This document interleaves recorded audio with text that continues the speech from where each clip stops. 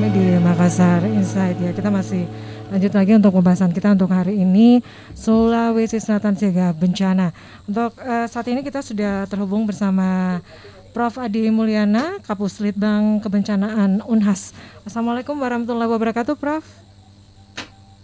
Halo. Wah, tinggal dihitung aja. Assalamualaikum warahmatullahi wabarakatuh, Prof.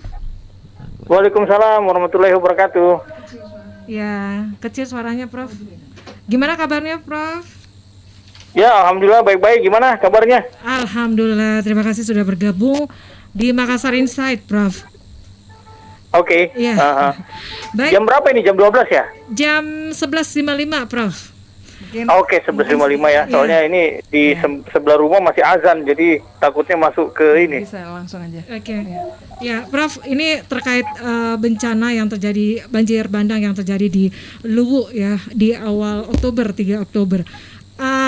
Apakah ini juga sebagai alarm untuk daerah-daerah ataupun wilayah-wilayah yang ada di Sulawesi Selatan, Prof. Adi? Iya, jadi memang sebenarnya ini sudah berlangsung dari beberapa tahun yang lalu. Jadi kalau masih ingat Luwu Utara, Masamba ya. Nah, kondisinya sebenarnya sama, penyebabnya juga sama, kemudian juga tipologi daerahnya juga sama ya. Nah, sehingga ini merupakan kalau dikatakan sebagai alarm, saya kira sudah terjadi, tapi sebelum betul-betul terlambat, memang kita sudah harus mengambil beberapa macam tindakan begitu. Kenapa? Karena untuk daerah-daerah dengan tipologi topografi seperti daerah Luwu ya, kemudian Toraja, kemudian Endrekang, ini sebenarnya cuma menunggu waktu saja ya. Nah, sehingga mitigasi dan adaptasi itu sudah harus segera dilaksanakan, dan itu harus semua stakeholder. Jadi bukan oleh pemerintah saja, bukan oleh BPBD, tetapi juga semua pihak ya, baik itu masyarakat ya, yang kemudian juga bahkan juga media, akademisi ya, kemudian juga industri, itu harus bahu-membahu untuk kemudian bisa melakukan pengurangan risiko bencana begitu. Jadi ketika bencana terjadi, karena bencana ini udah nggak bisa dihindari lagi, tapi kita bisa untuk mengurangi risikonya begitu. Dengan cara apa? Dengan cara melakukan mitigasi dan juga melakukan adaptasi. Kita perbaiki di bagian hulu ya, dalam hal ini hulu-hulu sungai ya, di mana di situ terjadi degradasi lahan yang cukup masif. Nah, ini harus diatur ulang lagi, harus ditinjau ulang lagi. Kita bicara dengan musyawarah dengan masyarakat pengguna lahan yang ada di daerah hulu. Kemudian untuk di daerah hilir ya, kita kembalikan lagi fungsi sungai ya, jangan sampai di sungai itu ada pemukiman yang liar. Kemudian juga sungai itu harus dilakukan semacam sonasi ya, berapa meter dari sungai yang boleh didirikan bangunan ya. Nah, kemudian juga mungkin peningkatan kepedulian dari masyarakat. Ketika kemudian terjadi hujan ekstrim, masyarakat yang berdiam di sekitaran sungai ya, itu sudah harus awas ya. Nah, ketika dia melihat sesuatu, katakanlah mungkin tanda-tanda banjir, mereka sudah tahu apa yang harus mereka lakukan. Nah, ini keterampilan-keterampilan seperti ini yang kemudian kita harus dikatakan sebagai adaptasi begitu. Sehingga kalau terjadi bencana, ya mereka bencana memang akan terus terjadi, tetapi risikonya kita bisa kurangi begitu. Dari tahun 2020 hingga 2021, dari jumlah bencana yang terjadi dari hasil pengamatannya itu berapa, Prof. Adi? Apanya jumlahnya? Ya, jumlahnya untuk wilayah di daerah-daerah yang ada di Provinsi Sulawesi Selatan ini, Prof. Ya, kalau di Sulawesi Selatan sebenarnya itu kalau kita hitung ya, secara nasional itu kan bencana alam itu terjadi satu hari itu terjadi 8 kali bencana ya. Nah, tapi kalau di Sulawesi Selatan ya, kalau kita hitung rata-rata dari 2000 sampai 2001 ini, kalau untuk bencana hidrometeorologi ya, itu sudah terjadi sekitar 5 sampai dengan 6 kali ya, yang besar gitu ya. Nah, kemudian tentu saja ada bencana-bencana alam yang lainnya ya, seperti kebakaran hutan lahan, kemudian gempa bumi ya, kemudian ada juga beberapa bencana-bencana alam tanah longsor dan sejenisnya begitu.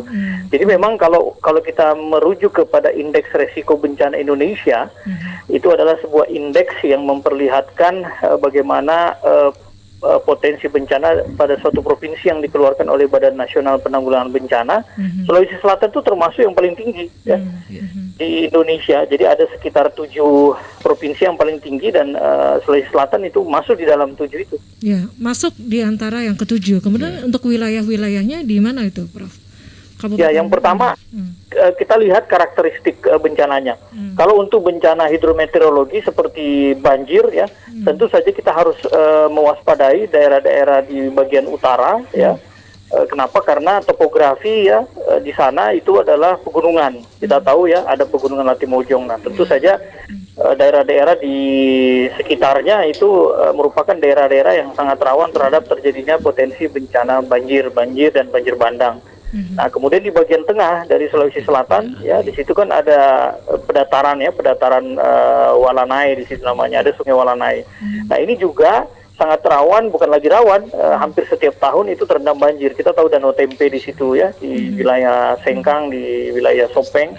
Beberapa wilayahnya itu memang dalam 1 tahun pasti terkena banjir sekitar 1 sampai dengan 2 bulan di situ. Sampai sekarang pun di beberapa titik di wilayah Wajo itu sekarang sudah sedang mengalami banjir. Nah, kemudian di bagian selatan ya itu juga harus diwaspadai, terutama daerah-daerah seperti Sinjai, Bulukumba, kemudian Bantaeng dan Jeneponto.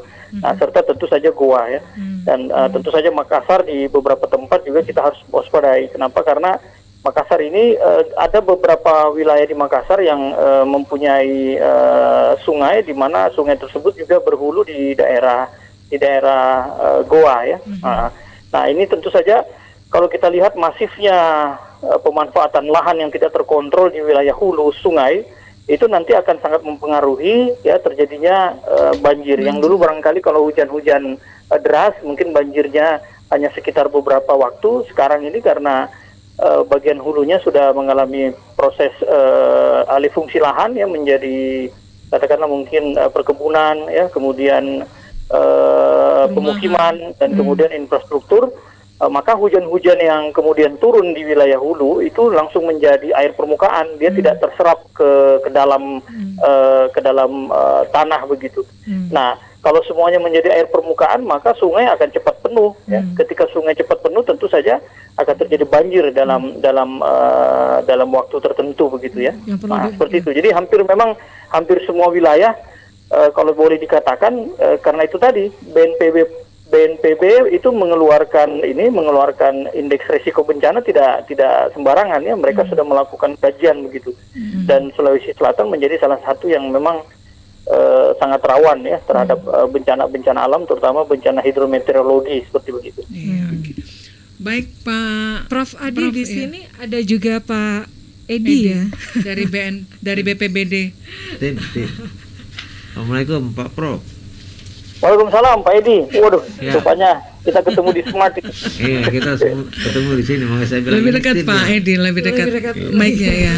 Ya, jadi saya dengar saya bilang ini kami punya tim ahli yang bikin RPB kita nih, sementara yang kita garap dan dalam waktu dekat mudah-mudahan sudah bisa final ya Prof. Ya. Betul Pak Edi, Pak Kabit ini luar biasa. Pak Kabit ini concernnya sangat tinggi terhadap bagaimana pengurangan risiko bencana. Dan itu yang memang yang paling penting ke depan, karena bencana itu udah nggak bisa dihindari lagi.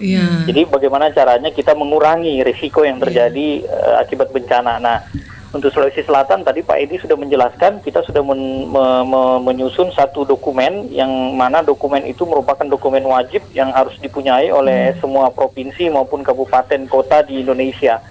Nah, Sulawesi Selatan itu akan menjadi pilot ya. Kenapa? Karena kita salah satu provinsi yang pertama ya yang kemudian betul-betul menghitung atas arahan dari Pak Kabit, Pak Edi itu menghitung bagaimana dari proses prabencananya, mitigasinya, kesiapsiagaannya, kemudian tanggap daruratnya, kemudian sampai dengan pasca bencana, itu kita sudah punya semacam parameter-parameter. Nah, kita harapkan kalau ini udah jadi, itu bisa diterjemahkan oleh BPBD di daerah. Dan disosialisasikan ke masyarakat juga Pak ya? Betul. Prof, satu lagi Prof, ini kan sebentar lagi kita masuk di musim penghujan ya. Ya, kalau di Makassar hal yang perlu kita waspadai ini adalah Sungai Jeneberang ya. Ya, ini bagaimana Prof untuk apa ya? Hasil pengamatannya lah, Prof, ya. Selama ini, Prof. Iya. Karena ini hal Iya, yang jadi diwaspadai oleh betul. warga Makassar ya. Silakan. Ya, betul. Jadi dalam konsep siklus manajemen bencana, hal yang paling perlu kita lakukan itu justru ketika belum terjadi bencana. Nah, jadi ini ceritanya ini kita udah tahu. Ke depan nanti beberapa bulan lagi akan terjadi katakanlah musim penghujan di Sulawesi Selatan, wabil khusus lagi di Makassar. Nah, justru sekarang lah waktunya yang tepat untuk kemudian kita melakukan mitigasi dan adaptasi. Nah, mitigasinya apa kalau untuk Kota Makassar ya? Nah, tentu saja kita harus memastikan bahwa semua drainase ya itu sudah dikeruk. Ya, kenapa? Karena salah satu yang membuat Kota Makassar itu gampang sekali untuk terjadi genangan itu karena drainase tidak bisa menampung volume air yang besar. Kenapa seperti itu? Karena drainasenya itu dipenuhi dengan sampah dan sedimen-sedimen seperti begitu. Itu yang pertama.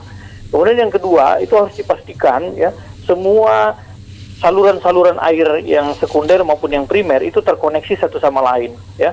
Nah, kenapa? Karena banyak sekali klaster-klaster pemukiman dan perumahan di Makassar itu mereka punya saluran ya itu tidak terkoneksi dengan katakanlah mungkin kanal-kanal yang besar yang notabene itu nanti akan bermuara ke sungai atau ke teluk Selat Makassar begitu. Nah, kalau dia kemudian tidak terkoneksi artinya kan dia berputar-putar di situ saja gitu kan. Nah, itulah yang menyebabkan terjadinya genangan banjir. Kemudian kalau untuk Jeneberang ya sudah harus dipastikan dari sekarang ya bahwa bagian dari hulu ya di hulu Sungai Jeneberang itu harus dipastikan pembukaan lahan harus bisa dikontrol dan harus bisa dimonitor ya. Nah, kemudian harus dilakukan pemetaan juga di sepanjang Sungai Jeneberang mana titik-titik yang kemudian boleh diambil ya. Dalam hal ini kita lihat sendiri ya di sepanjang Sungai Jeneberang itu banyak sekali tambang-tambang